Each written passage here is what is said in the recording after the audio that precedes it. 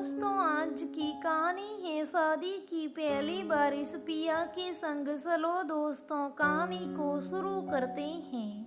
कहानी शुरू करने से पहले अगर आपने हमारे चैनल को सब्सक्राइब नहीं किया है तो सब्सक्राइब कर लीजिए ताकि आपके पास पहुंचे हमारा हर नया वीडियो। मैं सामने वाले घर के बच्चों को बारिश में भीगते हंसते मुस्कुराते देखते हंसते भी सनैया की आंखें खुद को बहाने से नहीं रोक पाई। उसे अपने उस घर की याद आने लगी थी जहाँ उसने 18 सावन बारिशों में भीग कर बिताए थे। एक आजाद पंछी की भांति सकती खिलखिलाती मनमौजी की तरह सावन के आगमन का वो पल के बिसाकर स्वागत करती थी। आसमान में बादल साए नहीं कि उसका मन बावला होकर छत पर दौड़ जाता। भीगने के लिए जमे पानी में कागज की नाव चलाने के लिए कागज फाड़ फाड़ कर घर इतना गंदा कर देती कि अक्सर माँ की डांट सुनती थी। बारिश के आदेश के साथ ही उसे घर गंदा ना करने की हिदायतें भी मिलती थी, लेकिन बाल मन समझने वाला कहाँ था। एक नाव अच्छी नहीं बनी या नहीं तैरी तो दूसरी तीसरी बनती और घर गंदा होता ही होता। पिछले साल भी जमकर मस्ती की थी, क्योंकि बड़ी बहन के ससुराल में शादी के बाद पहले सावन मायके में रुकने का रिवाज था। जब भी बारिश होती तो दोनों बहनें साथ साथ भीगती और एक दूसरे को खूब छेड़ते। स्नेहा जीजाजी का नाम लेकर बड़ी बहन को चिढ़ाती तो बहन का एक ही जवाब होता, चिढ़ा ले मेरा भी दिन आएगा, अगले साल तेरे लिए दुल्हा ढूंढ ही देती हूँ, तब तुम्हें पता चलेगा। अब तो तू उल्टी गिनती शुरू कर दे, जल्दी ही तुम्हें पिया के घर भेजती हूँ। बड़ी बहन ने तो मजाक में कहा था, लेकिन मजाक इतनी जल्दी सच बन जाएगा किसी ने नहीं सोचा था। साल की शुरुआत के साथ ही सौरभ उसका हमसफर बन चुका था।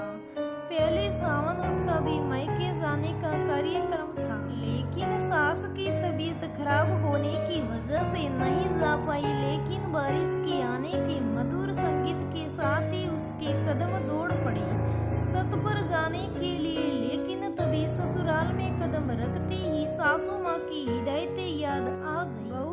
बहू तुम अभी यहाँ नई नवेली दुल्हन हो, बेवजह छत पर मत जाना।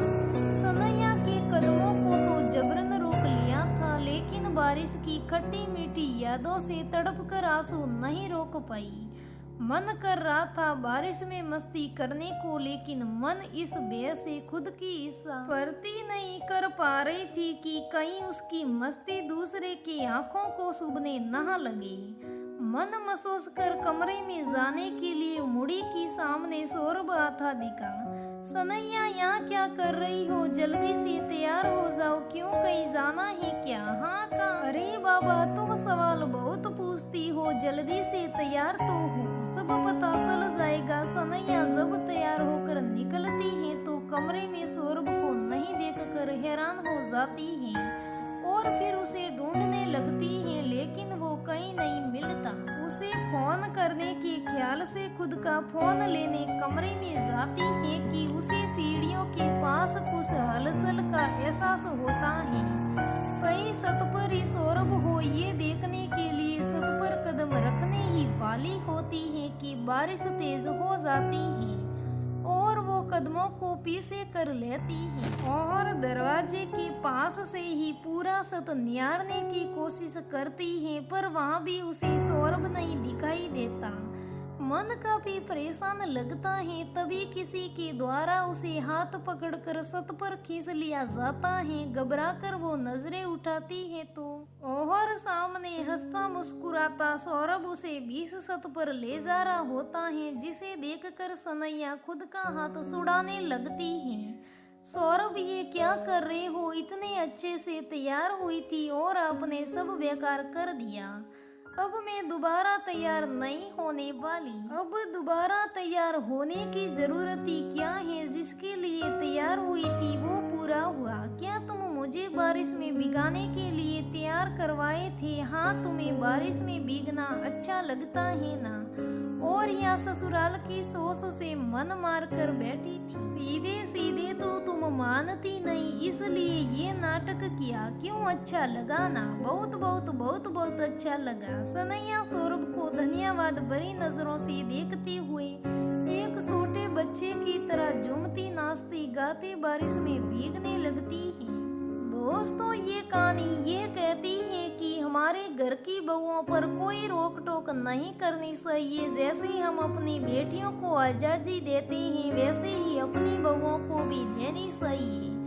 बहुओं को ये नहीं बोलना चाहिए, बहू तुम ये करोगी तो वो करोगी तो लोग क्या सोचेंगे। लोगों के बारे में नहीं सोचना चाहिए। अपनी बहू की खुशी देखो, जैसे ही अपनी बेटी को देखते हैं उसी नजरों से अपनी बहुओं को भी देखना चाहिए। दोस्तों, हमारी बेटी है वैसे ही बहू है वो भी किसी की बेटी है। दोस्तों, मेरी ये कहानी कैसी लगी कमेंट करके जरूर बताना। अगर कहानी अच्छी लगे तो लाइक करना, शेयर करना, हमारे चैनल को सब्सक्राइब करना। धन्यवाद दोस्तों, फिर मिलेंगे अगले वीडियो में, तब तक बने रहे हमारे साथ।